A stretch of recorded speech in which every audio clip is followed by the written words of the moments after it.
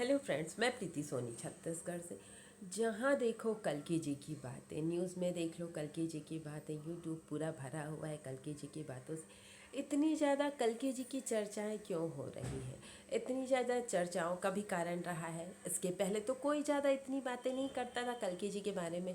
कल्कि जी के बारे में तो हमने सिर्फ इतना सुना था कि कलयुग के अंत में भगवान का कोई 10वां अवतार होगा और वो सफ़ेद घोड़े पर सवार होके आएगा, हाथ में तलवार। ये सिर्फ इतनी ही तो बातें पता थी हम लोगों को। तो अभी क्या इतनी चर्चाएं क्यों चल रही है? आपने कभी सोचा है इतनी चर्चाएं अभी ही क्यों? इससे ज़्यादा इसके पहले कभी चर्चाएं हुई थी कल्कि जी के बारे में? नहीं हुई थी। लेकिन अभी क्यों? क्योंकि सच में भगवान आ चुके हैं, है ना। क्योंकि कहा भी गया था, भविष्यवाणी में ये भी कहा गया है कि जब भगवान की बातें होने लगे, कल्कि जी की बातें होने लगे, तो बस समझना भगवान आने ही वाले हैं। कोई कितना भी अफवाह फैलाए, कितनी भी झूठी बातें करे, इतने सालों से लगातार बनी नहीं होती ये बातें। और अभी तो और सबसे ज़्यादा चर्चा में चल रहे हैं कल्कि जी। बहुत सारे नहीं बोलते, मैं कल की, मेरा जन्म इस तिथि में हुआ है इसलिए मैं कल की, मेरे शरीर पे ऐसे निशान है इसलिए मैं कल की। कभी कभी ऐसा नहीं लगता कि कौन बनेगा कल की? ऐसा कुछ कॉन्टेस्ट रख देना चाहिए, सारे कल्कियों को बुलाकर उन लोगों के पूछना चाहिए, भाई कौन सा बड़े कल की है, चलो आज देख लें, है ना। इतने सारे कल्कि जी की बातें करने लगते हैं और बनने लगते हैं।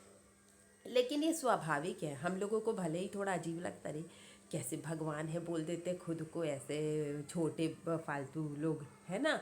लेकिन ये भगवान की ही लीला है। भगवान जब आने वाले होते हैं तो बता देते हैं कि मैं आने वाला हूँ। और ये जो चर्चाएं चल रही हैं, ये सबसे बड़ा सबूत है कि भगवान आ चुके हैं, तभी उनके बारे में इतनी बातें हो रही हैं। और बहुत ही जल्दी वो सबके सामने भी आने वाले हैं। नहीं तो अभी के टाइम पे ही क्यों ये बस सब बातें चल रही है ना? पहले भी तो चल सकती थी इतने सालों से। लेकिन अभी बस ये टाइम आ ही गया है। और एक बात, कल्कि जी जैसे आ गए हैं और बहुत सारे लोग कल्कि बन रहे हैं, तो एक बहुत अच्छी बात भी किसी ने कमेंट में कही थी कि अगर आप कल्कि बन रहे हैं ना तो बहुत अच्छी बात है। अगर आप भगवान बन रहे हैं तो अपने जीवन में भगवान जैसे आचरण भी उतार लो। हम लोग कई बार नहीं देखते कमेंट में आके कोई बोलता है कि मैं कल्कि, और उसको कोई मना करे कि नहीं है कल्कि तो बहस शुरू कर देता है, लड़ाई शुरू कर देता है। तो ये कैसे भगवान है जो लड़ाई करते या गंदे गंदे कमेंट करते? भगवान कोई गंदे गंदे कमेंट करेंगे क्या, या खुद को भगवान साबित करेंगे? तो कम से कम आप भगवान बन रहे हैं तो थोड़ा भगवान जैसा आचरण अपनी लाइफ में उतार लेंगे ना, तो भी आधे दुनिया सुधर जाएगी। इतने सारे कल्कि, इतने सारे भगवान जैसे आचरण वाले लोग हैं ना। और एक बात इससे ये भी जुड़ी हुई है कि जब भगवान आएंगे तो विश्व कुंडलिनी जागरण होगा। कुंडलिनी जागरण आप समझ रहे हैं ना? यानी जितने भी भक्त लोग हैं उनकी शक्तियाँ जागृत हो जाएंगी एक साथ, पूरे लोगों की। कहने का मतलब, अभी भक्त लोग जितने ज़्यादा परेशान थे, दुखी थे, जितना ज़्यादा उनको सताया जा रहा था, है ना, और जितनी उनको प्रॉब्लम थी, वो सब प्रॉब्लम कब दूर होगी? जब कुंडलिनी उनकी जागृत होगी। तो साफ ही ये भविष्यवाणी में कहा गया है कि सारे लोगों की एक साथ कुंडलिनी जागरण प्रक्रिया भी चल रही है। अभी बहुत कम लोगों को ये बातें पता चल रही होगी, या हल्की फुल्की तो चल रही होगी, भक्तों को विशेषकर, कि कभी कभी उनको कुछ रीढ़ में कुछ अलग फील हो रहा होगा, कभी कभी चक्कर से आ जा रहे होंगे, कभी कभी मन एकदम भगवान में लग जा रहा होगा। मतलब काफ़ी कुछ अलग जो पहले नहीं लगा है। तो इसमें डरने घबराने की ज़रूरत नहीं है। कभी कभी रीढ़ में गरम गरम सा फील होना, कभी ठंडा सा फील होना, कभी लगेगा कि रीढ़ में कुछ चल रहा है क्या, कीड़े की तरह, या कुछ भी इस तरीके से कुछ भी लक्षण हो सकते हैं। तो इसमें बिल्कुल डरने घबराने की ज़रूरत नहीं है। ये सब लक्षण है कुंडलिनी जागरण के। जो बात कही गई थी वो बात धीरे धीरे अब सच हो रही है। क्योंकि जब भगवान सामने आएंगे ना कल्कि जी, तब तक के उनके जो भक्त हैं उनकी शक्तियाँ भी जागृत हो जाएंगी। और एक बात हमने काफ़ी बार कही है कि अभी के टाइम पे जो भक्त हैं वो एक्चुअली में भक्त तो हैं, लेकिन वो सारे भगवान हैं। बहुत ही यहाँ पर कलयुग जैसे आया हुआ था, और कलयुग में कितने ज़्यादा बुरे लोग हैं, है ना। जैसे हम तो बोल रहे हैं रावण कंस जब थे तब थे, लेकिन अभी तो रावण कंस से भी ज़्यादा बुरे लोग हैं। उन लोगों को फिर भी थोड़ी एक मर्यादा थी, लेकिन अभी के टाइम पे तो उतनी भी मर्यादा बची नहीं है लोगों में। तो उन लोगों को मारने के लिए या उन लोगों के साथ सरवाइव करने के लिए छोटे मोटे इंसान, छोटे मोटे भक्त इस धरती पर आकर बच नहीं सकते। आ तो जाते हैं तो वो फिर चले भी गए, है ना। यहाँ पे सरवाइव करके उन लोगों के सामने कौन रह सकता है जो सच में भगवान है, क्योंकि राक्षस इतने बड़े बड़े हैं तो वो कैसे किसी को रहने दें। जैसे एक आपने एग्जाम्पल सुना होगा ना कि कौवे के बीच में एक बगुला चला जाए तो बगुले को मार डाला जाता है। तो इसलिए वो लोग जो भक्त लोग हैं अपनी रक्षा कैसे करेंगे, जो भगवान के अवतार है वही अपनी रक्षा कर पाएंगे। इसलिए यहाँ पे बहुत ज़्यादा स्ट्रांग भक्त लोग हैं। स्ट्रांग भक्त के साथ साथ वो सारे भगवान ही हैं जो धरती पर आए हुए हैं, क्योंकि अभी राक्षस भी सारे जितने कंस के अवतार, रावण के अवतार उनकी सेनाओं में थे, सब कोई अभी आए हैं। तो इतने समय में उनकी शक्तियाँ भी तो इतनी स्ट्रांग हो गई, यानी जितनी शक्तियाँ रावण के पास थी उस समय में, जितनी शक्तियाँ कंस के पास थी, तो कलयुग में तो कलयुग के प्रभाव की वजह से उनकी शक्तियाँ तो कई गुना बढ़ गई ना। तो यही शक्तियों के साथ सारे राक्षस आए हुए हैं।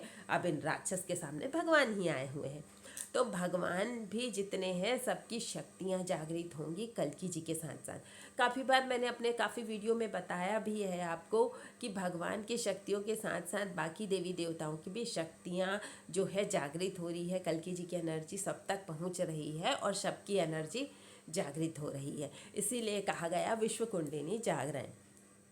और भी मतलब जो हमारे अंदर जो शक्तियाँ हैं वो जागृत कैसे होती है? कुंडलिनी के माध्यम से, है ना। कुंडलिनी ही इंसान की प्रमुख शक्ति है, वो ही जागृत हो जाती है। ब्रह्मांड समाया हुआ है, तो इसीलिए बोलते हैं इंसान के अंदर सारा ब्रह्मांड समाया हुआ है। जब हम आप ध्यान करते हैं ना, जैसे कि 7 चक्र होते हैं आप जानते ही हैं, और मूलाधार चक्र को पृथ्वी तत्व माना गया है, और स्वादिष्ठान चक्र को जल तत्व माना हुआ है ना। और नाभि चक्र को अग्नि तत्व माना गया है। हार्ट चक्र को वायु का स्थान दिया गया है। और गले के पीछे जो है विशुद्धि चक्र उसको आसमान माना गया है। और उसके ऊपर के जो 2 चक्र हैं आज्ञा चक्र और सहस्रार चक्र उसको ब्रह्मांड माना गया है। यानी इंसान के अंदर पूरी सृष्टि समाई हुई है। इसीलिए तो कहते हैं इंसान क्या है, बाहर जाता रहता है कि इधर ये चलो, घूमने चलो, दूसरे के घर चलो, इसकी बातें करो, उसकी बातें करो, पढ़ाई लिखाई की बातें करो, साइंस की बातें करो, दुनिया भर की बातें। लेकिन असली खजाना कहाँ है? इंसान के अंदर छुपा हुआ है। वो असली खजाने को ढूंढने का प्रयास ही नहीं करता। अगर जो उसने असली खजाना ढूंढ लिया, जो अपने अंदर उतर गया, उसको कुछ भी बाहर ढूंढने की जरूरत नहीं पड़ेगी। अब इसका मतलब ये नहीं कि सारी चीज़ें छोड़कर हम बस ध्यान में भी लगे रहें, लेकिन ये भी बहुत बड़ी बात है। अगर आप थोड़े टाइम समय निकाल कर ध्यान करते हैं या भगवान का नाम लेते हैं तो ये भी बहुत बड़ी बात है कि आज के टाइम में भगवान का नाम लेना, भगवान का ध्यान करना, ये बहुत बड़ी बात होती है।